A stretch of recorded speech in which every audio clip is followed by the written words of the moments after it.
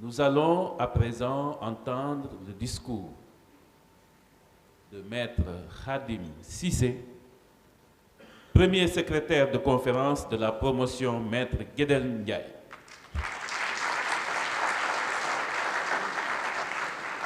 Maître Khadim Cissé nous entretiendra sur le sujet suivant. Je parle, donc je peux.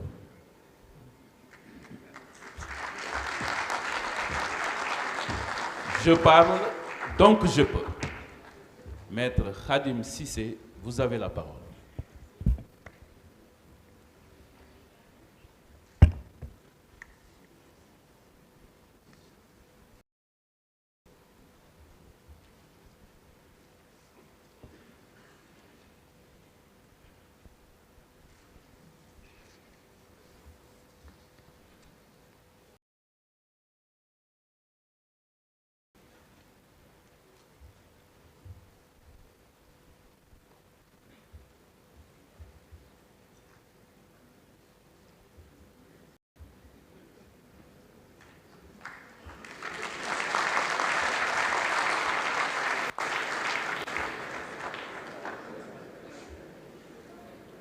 Baliverne, balivernes, encore des balivernes et toujours des balivernes. Propos ineptes que ne savent proférer les hurluberlus. Cette race d'hommes qui ne sait pas ce qu'est la parole. Cette densité faite de chair et de verbe. Ce qui nous rend si particuliers. Ce qui par essence fait de nous ce que nous sommes. Des humains non pas doués seulement de sens et de raison, mais des êtres qui avant tout ont le don de la parole. Balivernes. Encore des balivernes. Et toujours des balivernes.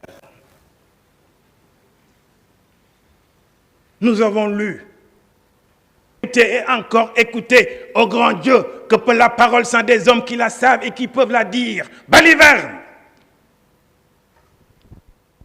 Je le dis ainsi pour que vous puissiez comprendre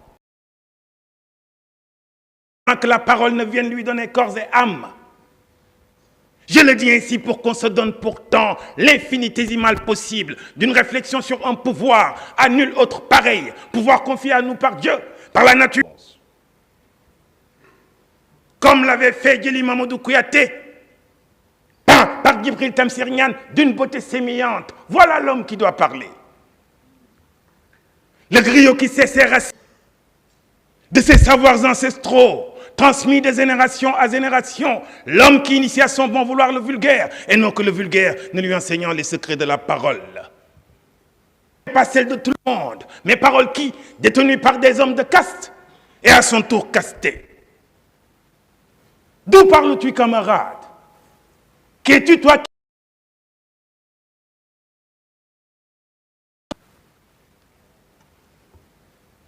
Oh que oui, oh que oui, de la parole naguère des gens qui savent, une forme de dictature du nombre, comme disait Tocqueville, où ceux qui l'emportent sont ceux qui font plus de bruit. Parce qu'ils ne savent que cela. Ils ne connaissent que cela. Mesdames et messieurs, vous l'aurez certainement deviné.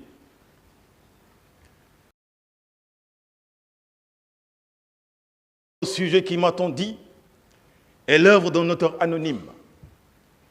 Mais je soupçonne quant à moi qu'il est l'œuvre d'un avocat mort et enterré, et je vous dirai pourquoi. Il se présente. Sa structuration grammaticale laisse aisément penser que l'auteur, Maître X, s'est inspiré de Descartes pour ne pas dire qu'il a triché. Descartes disait cogito ergo sum. Je pense, donc je suis. Notre auteur anonyme, Maître X, dit je parle, donc je peux. Un beau sujet m'a-t-on dit pour un secret.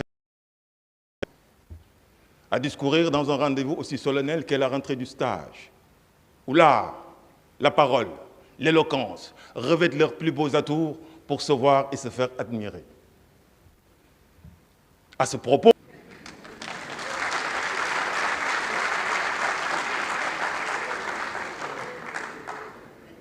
l'étoile de mes nuits sombres,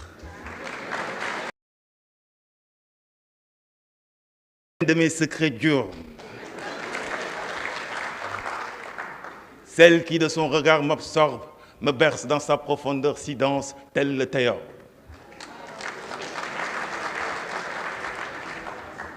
Oui, pour ceux qui ne le savent pas, je suis un cœur pris. Dommage à vous, gentilles demoiselles aux cœurs ouverts.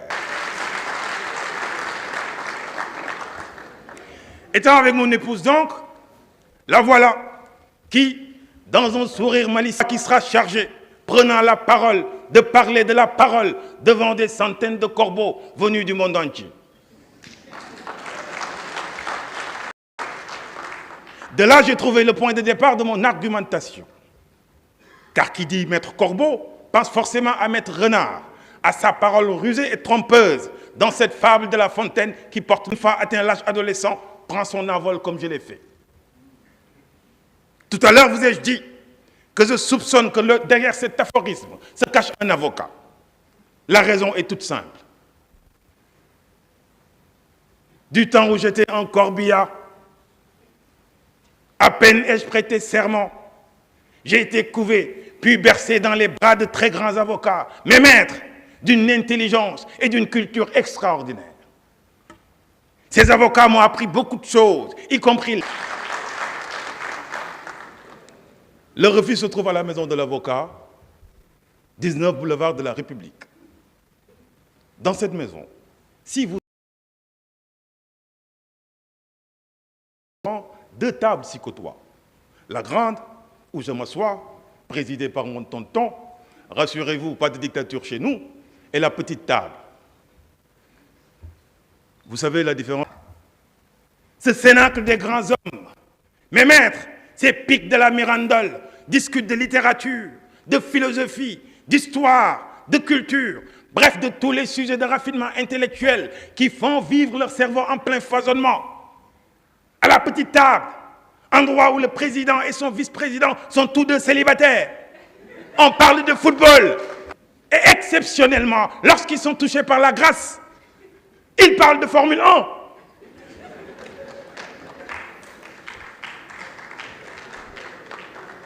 De retour à ma table, la grande bien sûr. Un jour, mes maîtres, portés par la puissance de leurs paroles, ont dit à qui voulait l'entendre qu'ils allaient tous prendre une deuxième épouse. Ah, il fallait être là pour les voir. Beaux comme des hussards noirs, pour reprendre Peggy, d'un ton soutenu, le regard ferme, gesticulant, disant qu'il était temps de passer à la... Aucune objection, même son de cloche, même pensée, même murmure. Une semaine plus tard, les voilà au même moment, au même endroit, tous mous, tous ternes, se jetant mutuellement des regards de méfiance, pensant que quelqu'un allait les dénoncer. Parce qu'ils auraient appris qu'un de leurs amis, qui n'est pas avocat, a failli perdre la vie lorsque sa douce moitié a su qu'il en avait pris une autre. Rester fidèles à leur épouse, et c'est une vertu à encourager.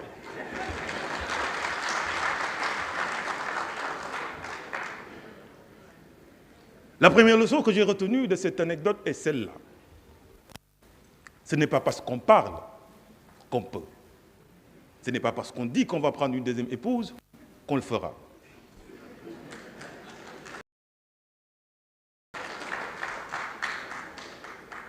La seconde est qu'il est plus facile de plaider devant des juges que de plaider devant son épouse. La robe y est forcément pour quelque chose.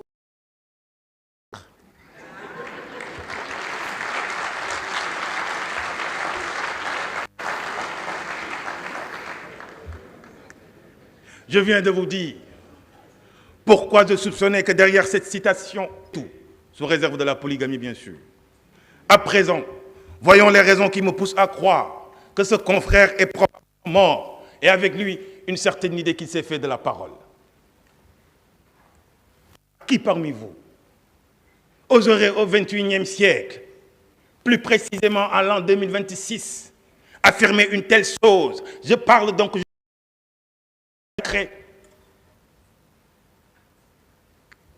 siècle où la parole n'est plus l'apanage des gens qui la savent, mais des ardélions aux langues fourchues qui mériteraient qu'on les bâillonne.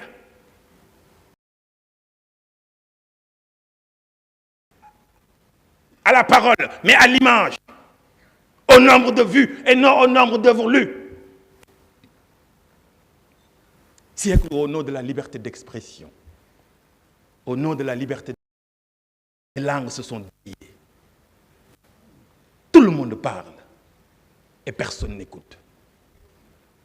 Horesco référence, je frémis en le disant ainsi, mais la liberté d'expression a fait que la parole, qui ignorant ce que c'est, et à force d'en abuser, les a rendus tous faux. Oui, comme tout pouvoir, la parole mène à la folie.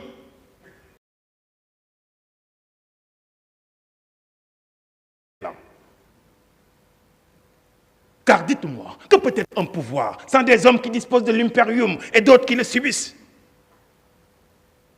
Rien. Sinon un brouhaha, une cacophonie, de la folie et rien que de la folie. Russell disait à juste raison que l'ennui de ce monde, c'est que les idiots sont sûrs d'eux et les gens censés pleins de doutes. Cette phrase, je parle donc je peux, avait tout son sens à l'époque où les hommes savaient ce qu'était le pouvoir de la parole. Un pouvoir aux origines divines, car Dieu nomme pour que la vie commence. Du kun fayakun du Coran au fiat lux de la Bible. À l'époque où parler, c'était s'engager. À l'époque où la parole était art, comme chez les Grecs, les paroles zélées de l'Iliade. Par Cicéron et Quintilien. Sacerdoce en Afrique confié aux griots, ces gardiens du verbe, eux qui savaient, rien qu'avec les mots, réconcilier des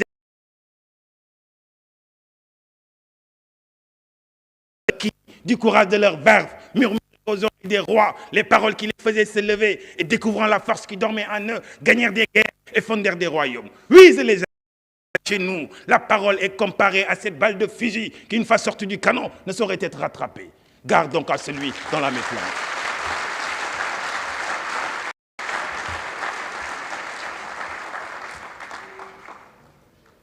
Et voilà la parole, quittant cette époque dorée, propulsée au XXIe siècle, torpillée par l'image, domptée par les réseaux sociaux ou les rendez-vous pour sots. Ainsi, comme notre confrère auteur de cette citation, la parole est morte.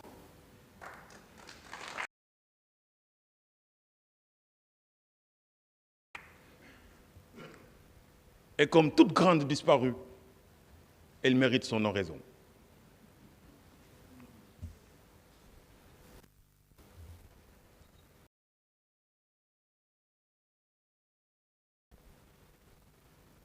Avec toi, nous avons appris l'histoire de ceux qui nous ont précédés. De toi, nous nous sommes sentis humains. De toi, nous nous sommes l'homme redoutable qui achevait tout adversaire qui n'en disposait pas. Enrobé de ton voile si mystérieux et si profond, tu as été secours à la fois pour le fort, mais aussi pour le faible, à la fois pour le banni, mais aussi pour l'adoubé.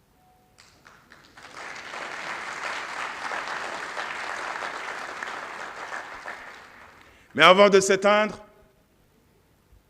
la parole m'a laissé deux ultimes vérités cas, dignes successeurs de leur maître. La parole de la défense, tel un fantôme les hantera.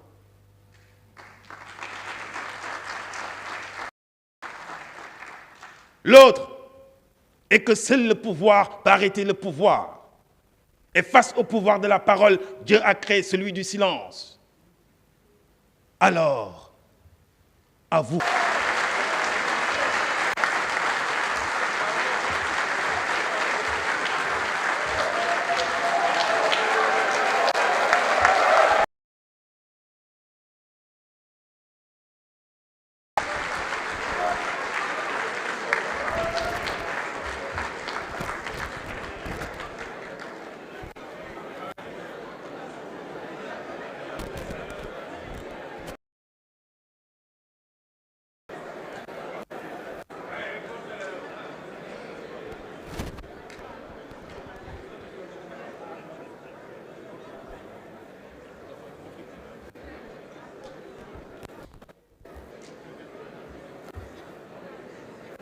Nous remercions Maître Khadim Cissé pour cette prestation de haute facture. Maître Cissé, toutes nos félicitations. Merci de... Maître Khadim Cissé est le premier secrétaire de conférence de la promotion Maître Guédel Ndiaye.